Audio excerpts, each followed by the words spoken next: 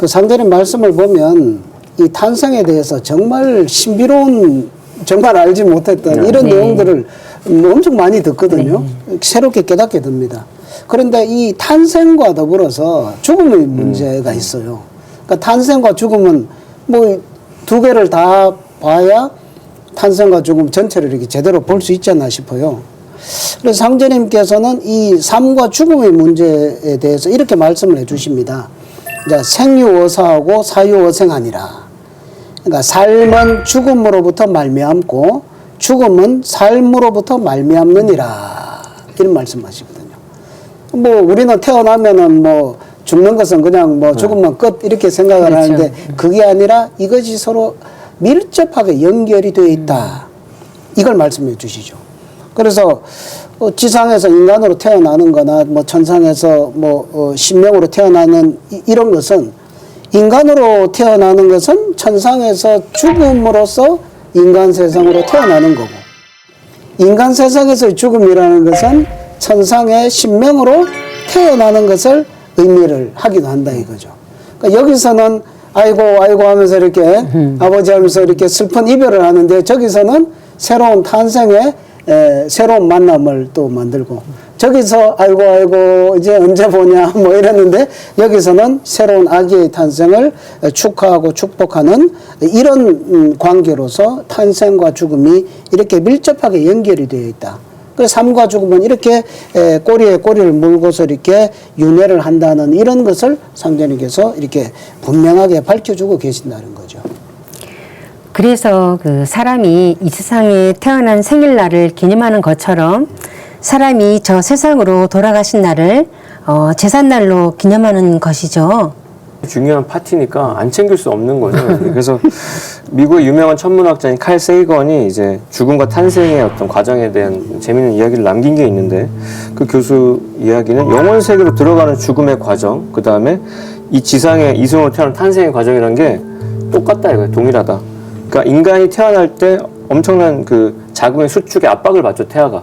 그래서 격렬한 고통을 느끼면서 이렇게 어둠을 통과하는 거예요. 그래서 산모가 아무리 힘들다 해도 산모의 고통은 1이라면 아기의 고통은 10이라고 할 정도니까 그렇게 엄청난 압박을 받고 태어나서 이제 응애 우는 건데 마찬가지로 목숨을 다해서 생명이 끊어진 어떤 사자들도 극심한 고통과 어떤 답답함을 느끼면서 암흑의 터널을 지나게 돼요.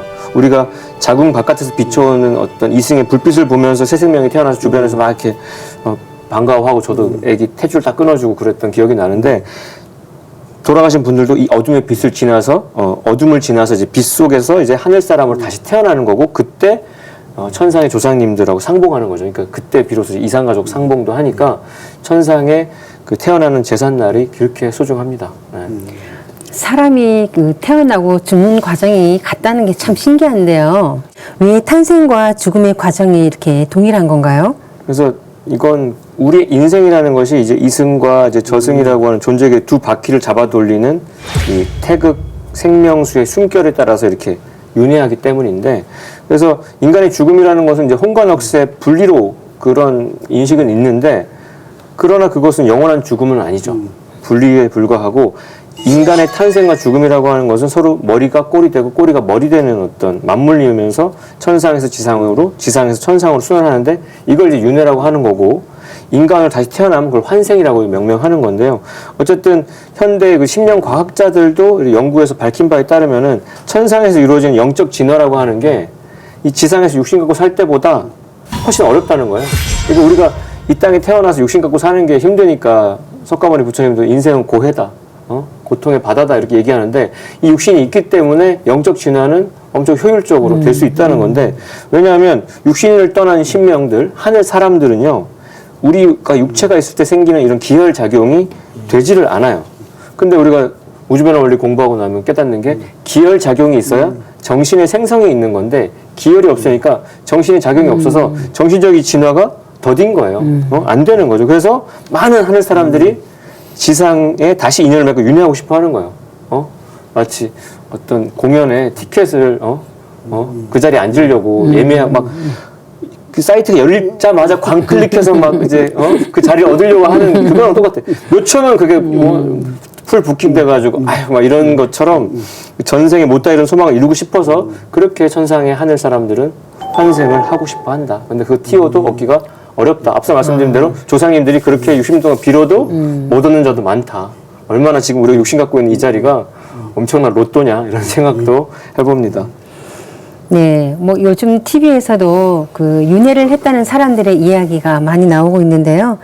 그런데 사람이 이렇게 윤회를 하는 것이 전생에 지은 업 때문이라고 하죠. 예, 보통 그렇게 생각들을 많이 하죠.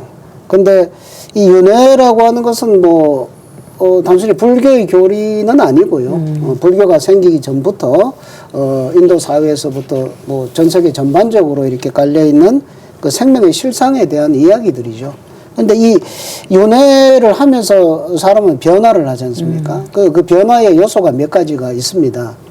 첫째로는 그 상제님 말씀에도 있지만은 왕대 뿌리에 왕대 나고 신우대 뿌리에 신우대 난다 이런 말씀을 하시거든요. 큰 대나무 네. 뿌리에 큰 대나무 그 유전자가 다 있다 이거죠. 그렇죠. 이것을 이제 생명의 파동으로 이렇게 설명을 하는데요.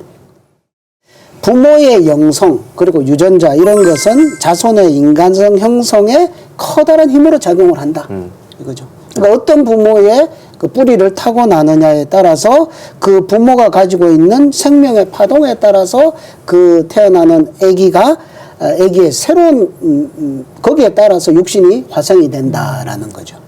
그러니까 부모의 관계가 너무너무 중요한 거죠. 그 다음에 두 번째 변수는 이제 이 태아가 자라서 이렇게 처음 엄마 뱃속에서 세상에 나올 때 그때 이 환경, 하늘과 땅의 천지의 그런 어떤 그 또한 파동으로 이렇게 설명을 해서 이 세상에 태어날 때 받는 하늘 생명의 파동, 땅 생명의 파동 이 두 가지에 따라서 그 사람의 그 아기의 뭐 인생의 추진력 또 뭐 체질의 강도 뭐 이 사람은 뭐 대가 세다 뭐 기분이 세다 이런 거 있죠. 이런 것들을 태어나는 순간에 그것을 또 받는다 이거죠.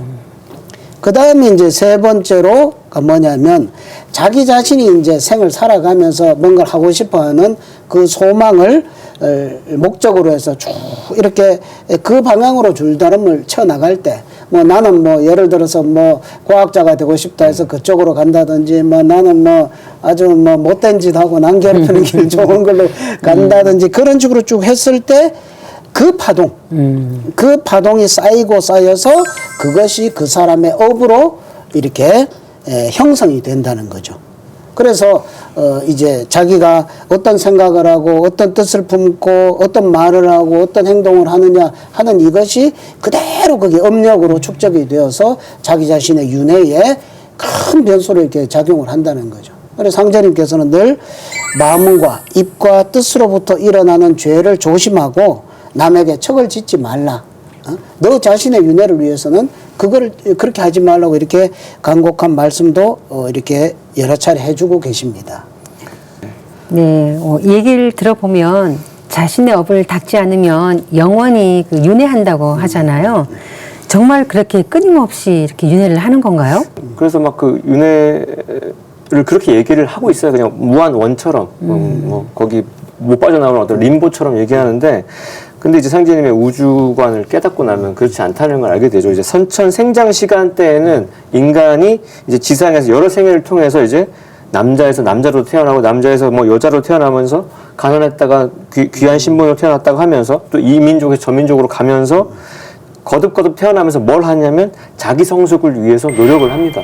그 배우들이 여러 배역을 거치면서 필모그래피가 생기는 거예요.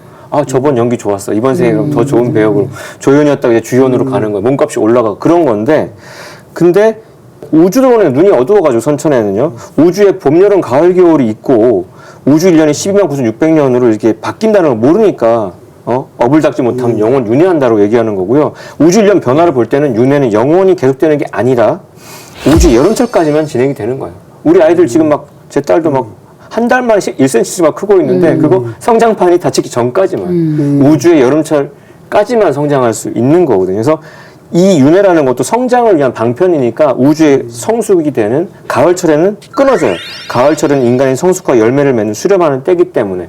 그러면 뒤집어 보면 지금 우리가 살고 있는 이 여름철 말기에 지금 우리 이번 생에 몸받은 우리는 이게 마지막이라는 생각으로 더 막판 스파트를 더 해야 되는 어떤 시점이 아닌가. 인간의 윤회라는 거는 봄 여름철 동안 천상과 지상을 오가면서 거치는 영적 진화와 성숙의 과정이기 때문에